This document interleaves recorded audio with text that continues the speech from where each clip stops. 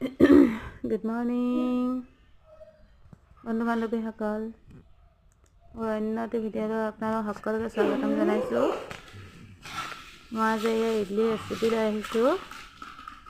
Recipe বুলি নহয় আৰু ঠিক মইনো কেনেদৰে বনাওঁ তাকে দেখুৱাওঁ বুলি আহিছোঁ। মই মাল্টিগ্ৰেইন চুজি লৈছোঁ, অংগনবাড়ীৰ পৰা দিয়া। তাতে 2 চামুচ চেনি, তাৰপৰা দিম বেকিং পাউডাৰ, তাৰপৰা পানী দি সানি ল'ম।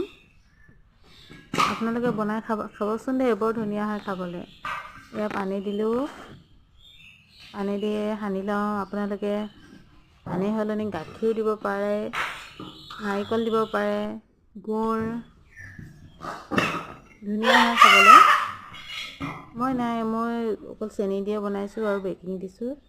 ষ্টেণ্ডকেইটাত মই ৰিফাইন সানি লৈছোঁ। দেউতাক স্কুলত টিফিনত দি যাবলৈ বনাইছোঁ মই। আপোনালোকে আপোনালোকৰ ল'ৰা ছোৱালীক টিফিনত দি যাব পাৰে। হেল্ডিও হয়, ল'ৰা ছোৱালী খায়ো ভাল পাব, পেটো ভৰে। মই তেল সানি আছোঁ। মোৰ ষ্টেণ্ডকেইটাত একেলগে 16টা ধৰে। তেল সানি ল'লোঁ। মোৰ ষ্টেণ্ডকেইটা অলপ সৰু, ইডলিকেইটা সৰু হয়, এচামুচ দিলে যথেষ্ট। প্ৰত্যেকতে মই এচামুচকৈ দি ল'ম। আপোনালোকে বনাই খাব দেই।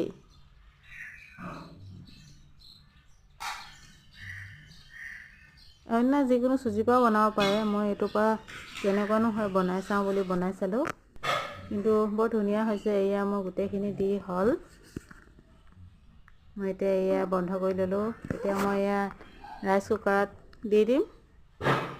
15 মিনিট পাছত হ'বই আৰু, বেছি সময় নালাগে। মই ৰাইচ কুকাৰত ভৰাই দিলোঁ। অন্য কুকাৰটো বনাব পাৰে, মই ইয়াতে দি দিলোঁ আৰু।